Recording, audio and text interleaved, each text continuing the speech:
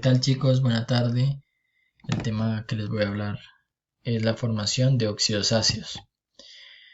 Bueno, el estándar para este tema es comprende los diferentes mecanismos de reacción química, descomposición y oxidorreducción que posibilitan la formación de compuestos inorgánicos. Evidencia de aprendizaje. Utilizan fórmulas y ecuaciones químicas para representar la reacción entre compuestos inorgánicos y posteriormente nombrarlas en la nomenclatura IUPAC. Bueno, ¿qué son los óxidos ácidos? Son compuestos moleculares generalmente solubles en agua formados por no metales. Por este motivo son compuestos principalmente gaseosos. En los óxidos ácidos, o también llamados anhídridos, el oxígeno presenta un estado de oxidación de -2. Entonces, aquí tenemos un ejemplo donde nos muestra el no metal más el oxígeno en su estado diatómico, y esto nos produce un óxido ácido, o también llamado anhídrido, ¿sí? En este caso el no metal es el azufre más el oxígeno con subíndice 2 y nos produce un dióxido de azufre, sería este. Bueno, ¿cómo se forman? Se denominan óxidos ácidos porque al combinarse con el agua producen oxácidos. Actualmente el término anhídrido tiene poco uso, por eso es mejor tratar a esta sustancia como óxidos. Estos compuestos binarios oxigenados resultan de la reacción de un no metal de oxidación variable con el oxígeno cuya oxidación es de -2. Se intercambian sus números de oxidación. El no metal más el oxígeno produce óxido ácido. Entonces, para este ejemplo vamos a poner de no metal al carbono y el oxígeno. Entonces el oxígeno tiene -2 y en este caso al carbono le vamos a poner de estado de oxidación +4. Entonces lo que dice anteriormente es que se intercambian sus números de oxidación. Entonces queda como subíndice para el carbono el 2, que era del oxígeno, y para el oxígeno queda 4. Y ahí se hizo el intercambio del número de oxidación.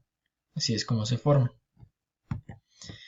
Bueno, para hablar de la nomenclatura, como el no metal tiene varios estados de oxidación, utilizamos la notación Stock o el sistema nombre-lectura con los prefijos de cantidad adecuada.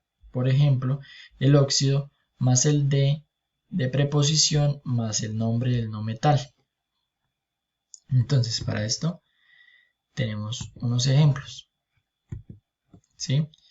En esta tableta vemos aquí los prefijos y vemos aquí los estados de oxidación de los no metales, ¿sí? Y acá está el estado de oxidación que siempre se maneja con el oxígeno. Entonces, para esto tenemos 3 ejemplos. Bueno, el primer ejemplo, trabajamos con el bromo y el oxígeno. Como sabemos, el oxígeno siempre trabaja con el -2. Para este caso el bromo lo vamos a trabajar con el 3. Entonces queda +3. Esos son los estados de oxidación, ¿sí? Entonces, ¿qué se hace? Se intercambian. Entonces el bromo queda con un subíndice de 2 y el oxígeno quedaría con el subíndice 3, ¿sí? Borramos acá para que no nos confundamos. Borramos los estados de oxidación y así nos quedó el ejercicio. Entonces, seguidamente lo vamos a nombrar. Entonces, lo primero que se hace es nombrar el oxígeno y después ahí sí sigue el no metal, ¿sí? Con sus prefijos. Entonces, en este caso, este ejemplo nos quedaría trióxido que tiene 3, ¿sí? Aquí están los prefijos de dibromo. Dibromo quedaría en 2, subíndice de bromo 2. Seguidamente vamos con el pentaóxido de difósforo. Entonces, primero está el oxígeno y después está el no metal. Entonces, empezamos con el oxígeno y sabemos que penta entonces tendría un subíndice de 5.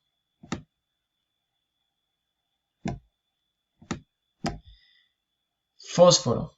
Fósforo, sabemos que fósforo es P.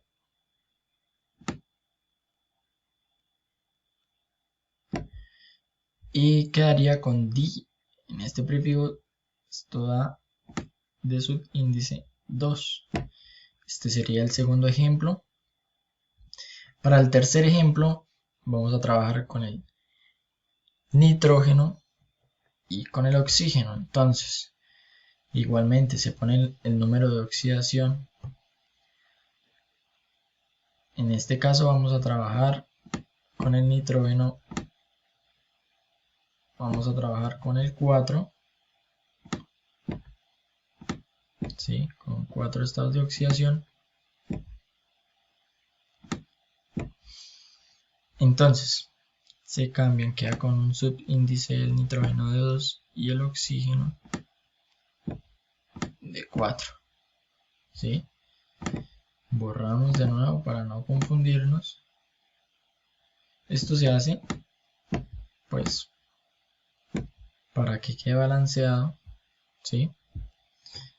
Y esto lo nombramos tetraóxido de dinitrógeno, ¿sí? Entonces, bueno, las competencias que vamos a trabajar en los ejercicios a continuación son identificar, capacidad para reconocer y diferenciar los distintos elementos y reacciones que producen la formación de los óxidos ácidos, capacidad para reconocer las sustancias y nombrarlas de acuerdo a lo propuesto por la Unidad Internacional de Química Pura y Aplicada UPAC. Entonces, los ejercicios que vamos a realizar a continuación es, el primero es escriba el compuesto según su nombre, ¿sí? En estos dos ejercicios.